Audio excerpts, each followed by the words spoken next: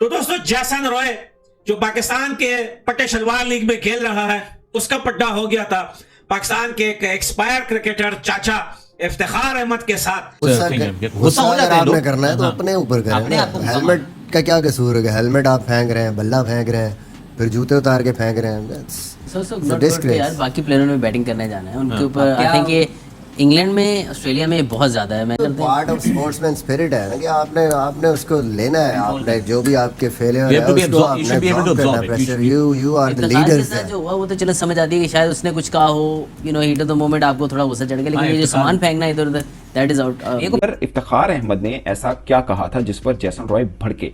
मैं आपको रीजन बताऊंगा तो आप भी सर पकड़ के बैठ जाएंगे कि यार ये कोई बात नहीं थी, मगर झगड़ा बहुत शदीद नौयत का हुआ। फिर जैसन रॉय ने जो अल्फाज कहे वो बहुत ही के वो वाले थे कि जिसे हमने लोरी में कहते मत्थे रंग देंगे, वो वाला सीन था। जैसन रॉय जब आउट होकर जा रहे थे तो अब वीडियो अगर गौर से देखें तो इफ्तिखार अहमद आ रहे हैं। इफ्तिखार अहमद ने कोई वर्ड नहीं कहा, वीडियो गौर से दोबारा देख लेगा। इफ्तिखार अहमद ने कोई वर्ड नहीं कहा, जस्ट वो देख रही हैं। तो जैसन रॉय ने कहा why are you looking at me. और अब इफ्तिखार अहमद ने कहा कि मतलब इफ्तिखार अहमद इंग्लिश उनकी बहुत कमजोर है, बड़ा हाथ उनका घोड़ा पहनता है। जैसन रॉय ने कहा कि नहीं तुम मेरी तरफ देख रहे हो और इतना इस तरह से क्यों देख रहे हो मुझे। उसने बोला आगे से, उसने भी इफ्तिखार ने भी आगे से गाली दे दी। तो फिर जैसन रॉय ने भी आगे से उनको क्रॉस में बुरा भला बोला। और जैसन रॉय ने एक खास बात उन्हें की इफ्तिखार अहमद को, उन्होंने कहा ये मत सोचना कि तुम पाकिस्तान में और मैं भी पाकिस्तान में हूँ, मैं तुम्हें यहाँ भी तेरी फेंटी लगा सकता हूँ। ये जैसन रॉय ने इफ्तिखार अहमद को बोला कि मत सोचना कि मैं पाकिस्तान में हूँ और तुम कुछ भी बोल दो या कह दो तो मैं चुप रहूंगा, मैं यहाँ पे भी तेरी फेंटी लगा सकता हूँ। तो पाकिस्तान सुपर लीग में एग्रेशन इतना ज्यादा क्यों हो रहा है? अच्छी चीज है, एग्रेशन होना चाहिए। आपने नाम दिए कि इस तरह लोग क्यों कर रहे हैं, करना चाहिए, अच्छा है, कॉन्फिडेंस लेवल हाई होगा। लेकिन ये कॉन्फिडेंस लेवल उस टाइम पे भी काम आना चाहिए जब अल्लाह ना करे आपसे बुरी परफॉर्मेंस हो। तो भाई जैसन रॉय ने जब इफ्तिखार अहमद के साथ जब उनकी मुमारी हुई तो जैसन रॉय ने ऐसा क्या कहा कि इफ्तिखार अहमद यानी चाचा के अंदर इतनी मिर्ची लगी कि चाचा ने आगे से गाली बक दी जैसन रॉय को, जो इंग्लैंड का प्लेयर है। जब उन दोनों की आपस में क्रिकेट के दौरान जब उन दोनों की मुमारी हुई थी तो जैसन रॉय ने जाकर चाचा इफ्तिखार के कान में एक बात बोली और वो बात यही थी कि मैं तेरा शलवार पाकिस्तान में उतार दूंगा। ये मत समझना कि तुम पाकिस्तानी हो और मैं पाकिस्तान में हूं, मैं यहां भी तेरा शलवार उतार सकता हूं। यह बात सुनकर चाचा इफ्तिखार को काफी ज्यादा गुस्सा आया और काफी ज्यादा मिर्ची लगी। और यह हकीकत भी था कि उसे गुस्सा आना ही था, क्योंकि भाई उसको पता था चाचे को कि हाँ ये उतार भी सकता है। जेसन रॉय का जो बिहेवियर था वो ठीक नहीं था। साथ साथ शाहिद भाई ने ये आइडेंटिफाई भी किया था कि इफ्तिखार ने भी उनको कुछ बोला था ऐसा जिसकी वजह से वो गुस्से में आए थे। तो नाजरीन सिचुएशन कुछ ये है कि इफ्तिखार के ऊपर 5% जुर्माना आयद कर दिया गया है कोड ऑफ कंडक्ट 11(1) की खिलाफ वर्जी करते हुए। और साथ ही खिलाड़ियों ने बचाव कराया, ये आप देख सकते हैं। उन्होंने कुछ कहा जिसपे जेसन रॉय बहुत गुस्से में आ गए। तो माय पॉइंट इज कि ठीक है कि ये तो होना चाहिए था, लेकिन जो बाद में जाते हुए जेसन रॉय ने किया, उन्होंने बैट फेंका, हेलमेट फेंका, तो क्या सिर्फ ये कानून हमारे लिए? मैंने टेक्निकल कमेटी से पूछा था लेकिन टेक्निकल कमेटी ने कोई जवाब नहीं दिया। बनता था, इक्विपमेंट की डिसरिस्पेक्ट की है उसने, वायलेशन तो है, और ये लेवल 1 का भी नहीं बल्कि लेवल 2 का ब्रीच है। तो उस हिसाब से तो जैसन रॉय को भी होनी चाहिए, लेकिन शायद होला हाथ रखा के पता नहीं अगले साल आएगा। ये मैंने पूछा था अली नकवी जो मैच रेफरी है, तो उन्होंने कहा कि अगर ये ग्राउंड के अंदर करते ना तो इन पे बहुत हैवी फाइन होता है। ग्राउंड रोक से बाहर किया जाता है। हाँ, मतलब यही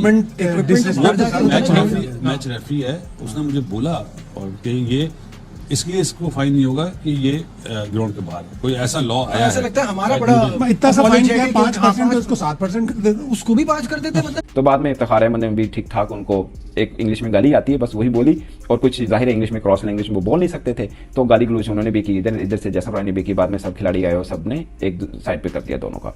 अब पता मुझे ये लगा कि इन दोनों के बीच में पहले से फड्डा था एक्चुअल में। अदरवाइज खाली देखने पर, इफ्तिखार अहमद के देखने पर जैसन रॉय क्यों भड़केंगे? तो पिछले साल ड्रेसिंग रूम में दोनों का फड्डा हुआ था। असल में कुछ क्रिकेटर्स से मेरी बात हुई, उन्होंने बोला कि जैसन रॉय के बारे में ये इमेज बन चुका हुआ है कि ये थोड़ा सा रूड है। आपको याद होगा जब लास्ट ईयर में इनको अनवर अली ने, जब वो मुल्तान सुल्तान की तरफ से खेलते थे, अनवर अली जब इनको आउट किया था तब ये अनवर अली से झगड़ पड़े थे। तो जैसन रॉय का ये थोड़ा सा बैकग्राउंड मैं आपको बता रहा हूं कि वो अनवर अली के साथ भी पंगा कर चुके हुए हैं। मगर इफ्तिखार अहमद का भी आप कहेंगे वो भी शेन के साथ, वो भी मैं बताऊंगा कि हुआ क्या था। तो जैसन रॉय का बैकग्राउंड ये था कि दोनों ड्रेसिंग रूम में इफ्तिखार अहमद और जैसन रॉय पिछले साल एक दूसरे के साथ उलझन में रहे थे और वही चीज कैरी करके आ रहे थे जैसन रॉय। और यही हुआ कि जब वो आउट हुए उन्होंने देखा कि इफ्तिखार अहमद मेरी तरफ देख रहे हैं, क्यों देख रहे हो मेरी तरफ, जिससे फड्डा हुआ। और फड्डा फिर इस तरह हुआ कि जो सारा सीन था वो उनका पिच हुआ। उसके बाद अगरचे मैच जब खत्म हुआ तो जब टीमें एक दूसरे को मिलती हैं तो जैसन रॉय भी इफ्तिखार अहमद को मिले, कोई खास बात नहीं हुई, बस सिंपल कैजुअल सलाम हुआ। क्रिकेट अमूमन मेरा जुमला है कि 365 दिन में 300 दिन रुलाता है, 65 दिन हंसाता है। तो आपने उन 65 दिनों को इस तरह कन्वर्ट करना है उन 300 दिनों में कि आपकी बढ़िया परफॉर्मेंस हो या खराब परफॉर्मेंस हो तो आप एक जैसे रहें। हमने ये सीखा अपने बड़ों से और हमारा मशवरा भी ये होगा कि एग्रेशन है तो होना चाहिए, अच्छी चीज है। ऑस्ट्रेलियन में कितना एग्रेशन है, आज जैसन रॉय ने अपना एग्रेशन दिखाया, उस पर भी बात करेंगे, लेकिन उसको क्रिकेट को इज्जत देनी चाहिए। तो उसने जिस तरह बैट फेंका, हेलमेट फेंका, गलत है। ये वही बैट है ना जिससे वो रन बनाता है, या बगैर बैट के रन बनाता है। तो क्रिकेट से बड़ा कोई नहीं है। और मुझे अफसोस हुआ, जैसन रॉय बड़ा अच्छा प्लेयर है कोयटा के लिए, वैसे भी इंग्लैंड के लिए खेला और दूसरी लीग में भी खेला। आप लोगों ने एक जो सवाल भेजा है कि उसने आईपीएल खेलने से मना कर दिया, वो भाई मना क्या कर दिया? आया ऐसे प्लेयर्स आप रखेंगे तो फाइन ही होंगे, जिस तरह जो हरकत करी है आज वाले मैच में, तो फाइन तो होगा। लेकिन चाचा की अकड़ देखे, पाकिस्तानी है ना भाई, पाकिस्तानी और बेवकूफ ना हो, ऐसा हो ही नहीं सकता। घर आए मेहमानों को जो प्लेयर इनकी जो है वो क्रिकेट बोर्ड हाथ और पैर पकड़ के खींच के लाती है, उनके साथ ये किस तरीके से बदतमीजी करते हैं। देखें, पड्डा तो सबका होता है कभी कभी मैच में, लेकिन जैसन रॉय को जिस तरीके से गुस्सा आया हुआ था, उसने हेलमेट उठा के फेंका, उसने बाद में भाई बैट भी उठा के फेंका और उसने अपने जूते उतार के फेंके, फिर ग्लव्स निकाल के फेंके। लास्ट में जब वो आई एम सॉरी बोलने के लिए, मैंने पहले कहा था कि हेडफोन लगा लेना, जो टट्टों पे जो सेफ्टी कवर पहनते हैं वो भी निकाल के जो है वो उसके साइड में एक बंदा बैठा हुआ था रिपोर्टर, उसके मुंह पे मार दिया, ले भाई सूंघ ले। इतना गुस्सा आया हुआ था जैसन रॉय को कि मैं बता नहीं सकता। लेकिन ये बात नहीं है। पोलार्ड जो आईपीएल छोड़ के, जो सॉरी गरीबों का आईपीएल पीएसएल छोड़ के जो अनंत अंबानी के बेटे की शादी में अभी आया था, उसके साथ शाहीन शाह अफरीदी का भी पड्डा हुआ था और शाहीन शाह अफरीदी ने भी बदतमीजी की थी और पोलार्ड ने इतने छक्के मारे शाहीन शाह अफरीदी को कि वो पूरी जिंदगी याद रखेगा। 2 टके के प्लेयर हैं, 2 टके की औकात नहीं है, अब तो टका भी नहीं बोल सकते इनको। और मेरा ख्याल है कि जो एम्पायर्स है वो जिन्होंने आउट दिया था वो भी उनके अपने ही एम्पायर थे, इलिंगवर्थ ने ही आउट दिया था और मानावा मैच रेफरी है। तो मेरा ख्याल है कल तक पता, आज ही पता चल जाएगा। अब इस वक्त तो टाइम हो रहा है 3:30 हो रहे हैं सुबह के, तो पता चल जाएगा। आ जाता हूं जी, 185 for 4 कोयटा और टॉस जीत के 185 for 4 मुल्तान, और कोयटा ने टॉस जीत के बैटिंग दी थी। ये अभी से माइंडसेट नहीं है कोयटा का। अमूमन कराची के जितने भी लोग हैं उनका 70 to 80% यही माइंडसेट होता है कि टॉस जीते और बाद में चेस करें। लेकिन चेस करने के लिए रन्स भी तो होने चाहिए ना, कि 150-60 वाले। कराची की जो पिचेस हैं वो स्टोक प्लेयर के लिए इतनी अच्छी नहीं, अर्ली ऑन आपको टाइम गुजारना पड़ेगा।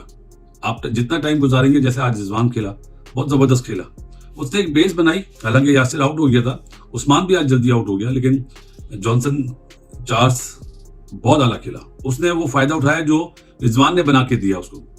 69 करे रिजवान ने और 47 बॉल में, लेकिन जो 53 करे जॉनसन चार्ल्स ने वो 29 बॉल में करे। और उसके बाद इफ्ती ने। दोस्तों, पाकिस्तान के पीएसएल के एक मैच के दौरान जैसन रॉय और इफ्तिखार अहमद के बीच में एक वर्बल फाइट हुई थी छोटी सी, और जैसन रॉय के आउट होने के बाद इफ्तिखार अहमद उनके साथ भिड़ पड़े और उनके बीच में कुछ कहासुनी हुई। तो भाई जैसन रॉय को इतना गुस्सा आया कि उन्होंने अपना बैट भी फेंक के मार दिया और हेलमेट भी फेंक दिया। हालांकि कुछ ज़्यादा बात बढ़ नहीं पाई और प्लेयर्स जो थे बाकी उन्होंने बीच बचाव करके उनको दूर कर दिया। और सोशल मीडिया, जो पाकिस्तानी सोशल मीडिया है, उसके आपने वीडियो में देखा ही होगा कि वो बता रहे हैं कि भाई जैसन रॉय ने ये भी कहा था कि भाई कि अगर भाई वो सोच रहा है कि पाकिस्तान में तो कुछ नहीं कर सकता, तो भाई पाकिस्तान के अंदर भी उसको वो ठोक सकता है, ऐसा जैसन रॉय ने बोला था इफ्तिखार अहमद को।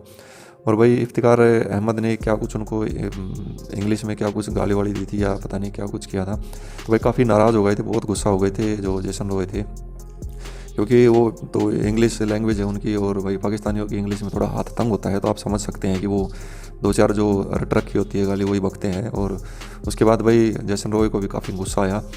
हालांकि बात ये भी चल रही है भाई उनके ऊपर जो है कुछ फाइन वाइन भी लगेगा मैच के दौरान। और जो ये मामला जो ये ट्रिगर हुआ था वो वजह ये थी कि भाई जो इफ्तिकार अहमद थे वो उसकी तरफ देख रहे थे लगातार, जैसे घूर रहे थे एक तरह से कह सकते हैं। उसके बाद भाई जेसन रॉय जो भड़के थे और ये भी कह रहे हैं कि उनकी पहले से भी चली आ रही है, कुछ खींचतान चल रही है। तो दोस्तों ये फाइट्स होती रहती है मैचेस के दौरान, लेकिन परफॉर्मेंस जो है वो मायने रखती है। आप फाइट्स बेशक होती रहो और जो जितनी अच्छी परफॉर्मेंस होती है उसके बाद ही ऐसा होता है कि भाई चलो फाइट हो जाती है कोई बात नहीं, लेकिन परफॉर्मेंस तो अच्छी रही है किसी भी प्लेयर की लगा लो। तो दोस्तों आज की वीडियो में बस इतना ही। वीडियो अच्छी लगे तो वीडियो को लाइक करना, चैनल पर है तो चैनल को सब्सक्राइब करना। तो अगली वीडियो में जल्दी मिलते हैं, तब तक के लिए जय हिंद जय भारत।